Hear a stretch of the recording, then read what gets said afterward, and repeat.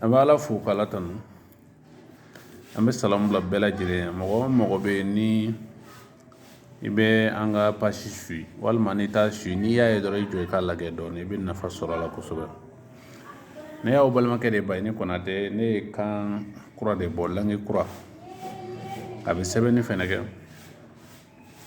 wala donc en c'est l'alphabet ma we sade ni a ni obla sa sanfɛ avec sai ni i ni obla sanfɛ si se se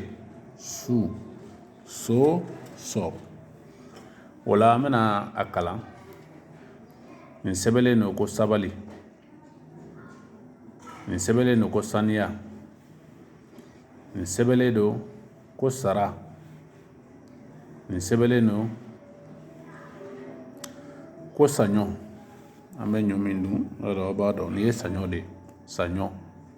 ni sai ni nyoy wala ni sebele do ko sanu ni sebele no ko saga wala ambalma ya faye angume ni alphabet de kono amena do ni neta kono sta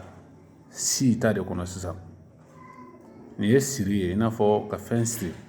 wal mane mo siri ni sigi sigi si gi sigi wala ni sinaye na fo sinamso wal ma femme be fen dituri o be ka ko dabla o be wele ko sina ni sinaye ni sirai tamasira ni sira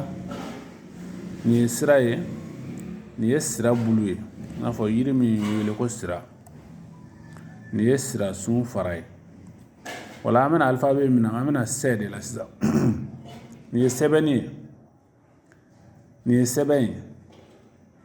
ni sere ni sene senekela seli ba na fo seli dunya fe wala amena na sede la ma fara nyongo jona wala sabe ba wala ni setigi sebaya seko ni dongo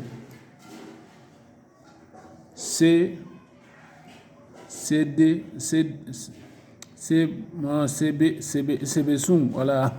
sebesun me ga do ina ofe ni sebesun ne wa na fo yiri sebejangwa wala amena se su de masisa wala suguba suma surman fen surman quoi surman ni ni dron wa adone nun kono ni kala e dugma o ye man ye quoi man surman wala ni surmani wala on fene wala quoi yaye suma mai ni suma ye ma aye sanfɛ yan ma sanfɛ suma ni bi kalawla donc an sela so de ma sisan o filɛ nin so mai so kɔnɔna so mɔgɔ so tigi so sara n'a fɔ n'i ka so juru bɛ mɔgɔ la wala an sela so ma sisan mai sɔrɔ sɔmɔ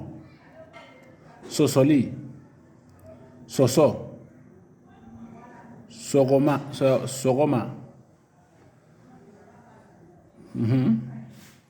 sɔgɔma sɔmɔnɔ ye siya dɔ y'an fɛ yan wala ni ye alphabet sa de donc a balimakɛ Baɲini Konate ka bɔ Mali dugukolo ka jɛnɛ ne ye langue kura min créer n y'a créer Manden ka bɛɛ de ye a bɛ kan bɛɛ de sɛbɛn wala n y'a kanu aw k'a kalan n'a y'a ye a ka partager Ala yɛrɛ kama bɛɛ k'a kalan nafabaw de b'a la n'i y'a kalan a bɛ yɛrɛ de nafa ka d'a kan an kɛn bɛ ka baara ni Ala tɔgɔw fɛnɛ ye